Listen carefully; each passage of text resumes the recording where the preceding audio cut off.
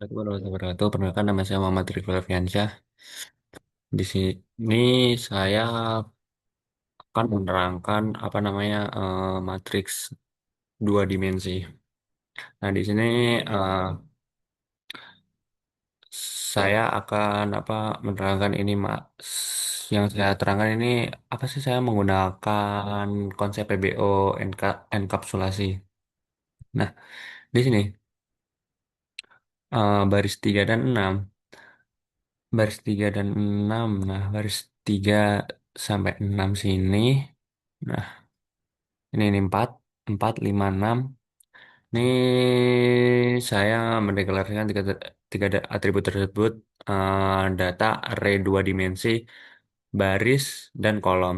Ketiganya saya beri modifier privat. eh, Tujuannya adalah menyembunyikan data data heading agar isi matriks tidak bisa dimanipulasi sembarangan dari luar kelas, melainkan harus melalui metode yang harus disediakan. Terus di bagian ketiga, ini bagian 8 ini 9 sampai 13 ini. Nah, ini kan ditutup 9 sampai 13. Sa- s- itu saat sebuah objek matriks baru dibuat, misalnya berukuran 3 kali 2, akan otomatis berjalan untuk menyimpan informasi jumlah baris dan kolom, sekaligus memesan ruang di memori untuk array dua dimensi sebesar ukuran tersebut. Terus baris 16 sampai 26 sini, em, sampai 27 sih. Sampai 27 ini karena atributnya bersifat private, saya menyediakan pintu akses.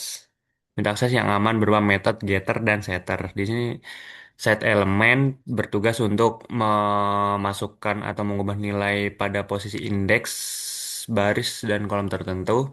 Get elemen itu bertugas untuk mengambil nilai dari posisi indeks tertentu. Terus serta ada getter itu untuk mengambil info ukuran baris dan kolom. Terus di baris ke 28 dan 36. 28 ini kok ada kok 28 sih? 30, di barisan 30 sampai 37. Di sini saya menambahkan satu metode bantuan bernama cetak matriks. Metode ini melakukan perulangan looping ke seluruh baris dan kolom untuk menampilkan bentuk matriksnya secara visual di layar menggunakan tab, tab, tab, tab atau gini agar rapi. Oh, di baris ke-40 sampai akhir, di baris 40 sampai akhir itu classman ya. 40 sampai akhir classman.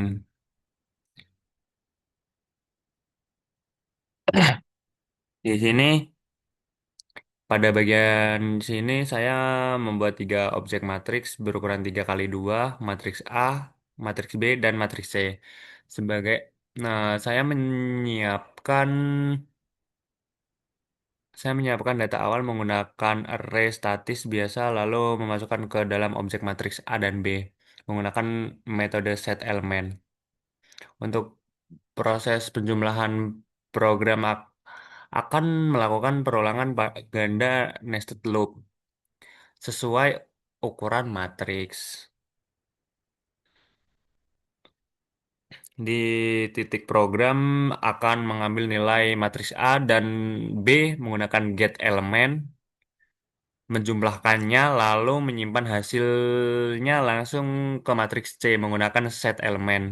Terakhir, program akan memanggil metode cek tak matriks pada objek C untuk menampilkan hasil penjumlahan ke layar. Ini ya, set elemen ini buat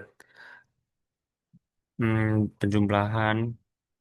Ini buat memanggil, ini yang ini buat menampilkan penjumlahannya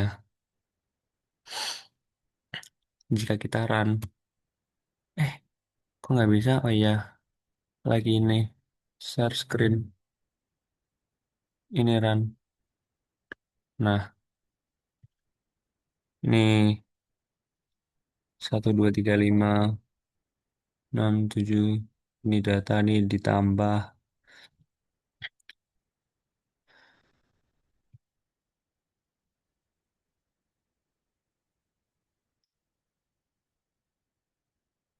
Terus yang kedua, yang apa? Yang soal kedua dari Bu, ah, yang ini, di mana matriks hasil penjumlahan sebelum matriks C akan dikalikan dengan 0,5. Nah, sebelum matriks C dikalikan 0,5. Di sini saya menggunakan privat sama kayak tadi, privat.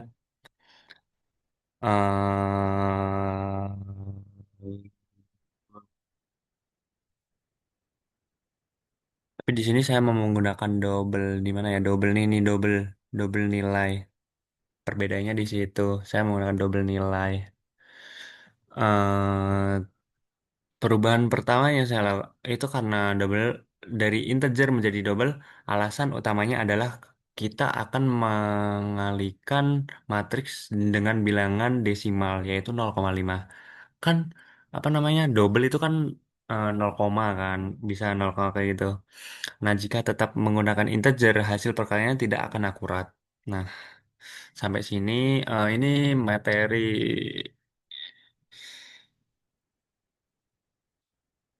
yang disampaikan oleh kakak kemarin. Pokoknya setter. Nah, setter khusus.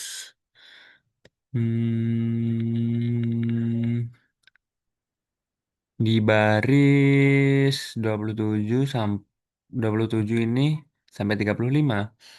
eh Untuk proses perkaliannya, saya membuat sebuah setter khusus bernama set perkalian. Nah, set, nah itu kayak yang yang ada di modul, sesuai modul. Metode ini unik karena menerima dua parameter.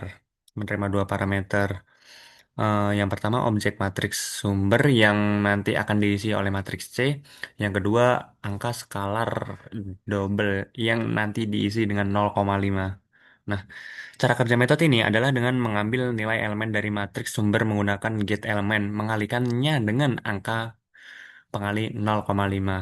Lalu, langsung menyimpannya ke dalam atribut data milik objek itu sendiri menggunakan this set this dot set elemen. This dot. Nah, setelah itu baris 60 berapa ya? Nih, di baris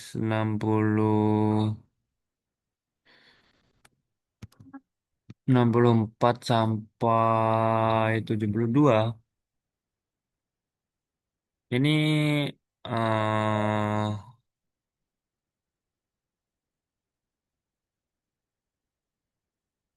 di dalam main method ini saya sedikit merapikan alurnya agar lebih efisien.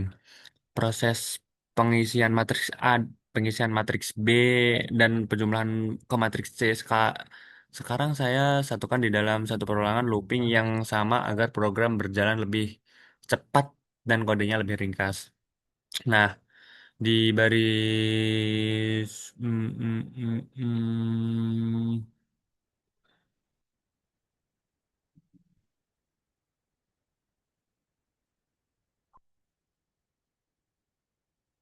di baris 78 sampai